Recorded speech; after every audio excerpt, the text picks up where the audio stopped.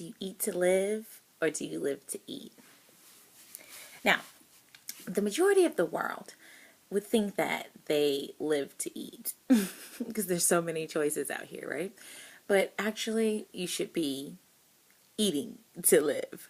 Now, in the world that we live in, there is a constant hustle and bustle and somewhat like rush about ourselves. We're always trying to get from one place to the next and complete the next task.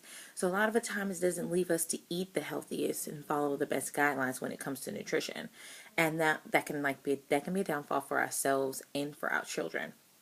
I'm going to explain the process of mechanically separated meat and processed foods. Now, mechanically separated meat is when it goes through a process of AMR, which is advanced meat recovery. So after they take, which is producers, of course, they take the large chunks of meat, which is the large ribs or the roast or the steak or the chicken breast. They have these leftover pieces, which is considered like the leftovers that has the meat attached. These bones with the meat still that is considered good meat and profit is thrown through a machine, which then takes off by shaving and pressure. It gets off every little last piece of meat, which takes all these different meats, and they do it from all different kinds of meats, and they throw it together, and it goes through a process of grinding and mixing, and then it's going through a process of adding sulfates and ammonias to take away smell. Then they have to add coloring, and they have to add flavoring. The best one is hot dogs. In the words of the National Geographic's video that I've attached, no one likes a gray hot dog. So without adding this coloring and flavoring, once they put all these meats together, there actually would be no hot dog. So they have to add the smoke flavor, which makes it seem as though it's been come off of a smokehouse, but it's actually processed from a machine and it's a taste. Now, in 1998, the USDA required that all companies that used mechanically separated meat have to add it to their labels. Now, last time I checked, you don't have a label or any types of ingredients that come on the outside of your McDonald's sandwich wrappers, now do you? So, the process is you should always probably check with the websites and see what they have listed. I went on Wendy's.com, and actually they do list all of their ingredients, and come to find out their burgers are 100% Angus beef, and their chicken breast is stated as chicken breast. Now, other than on McDonald's, if you go to McDonald's.com and look for the ingredients in your favorite foods that you may like from there, you'll come to find out that your chicken sandwich is not just a chicken sandwich. Theirs is listed as chicken breast with rib meat.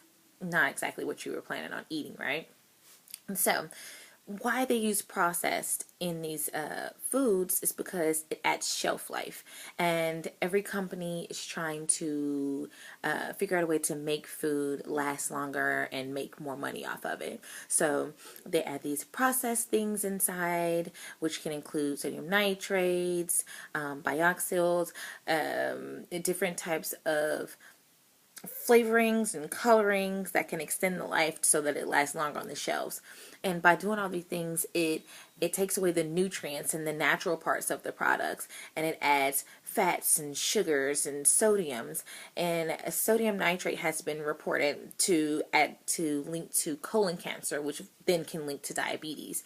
So we're not doing anything good for our bodies by putting this into it. So you should always try to consider positive alternatives.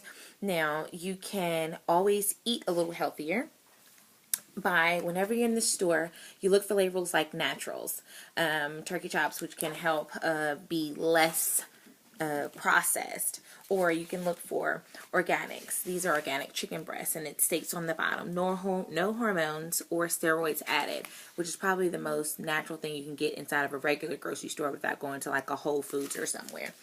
Or simple things, you can add fresh fruit to your diet, or you can cook more veggies at home for your kids. And simple things like cooking at home can make things a lot easier. Cooking something a little bit extra so you can take for lunch the next day. Like, fast food is not always better.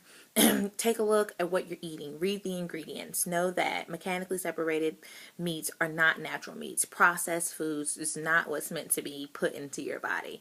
But all meats are not bad meats. There are fishes. Beef can be good protein. There are chicken. All of those can be good meats, but when cooked properly in moderation, moderation and cooked at their most natural state if possible. So take the time, know what you're eating, know about how the mechanically separated meats are labeled and what they are in your food. Take the time to put a little bit more effort in and be concerned about your body and your children's body. All of these things are fast, but they're not good. So, hope you've learned a little something. I definitely know I have. Thanks.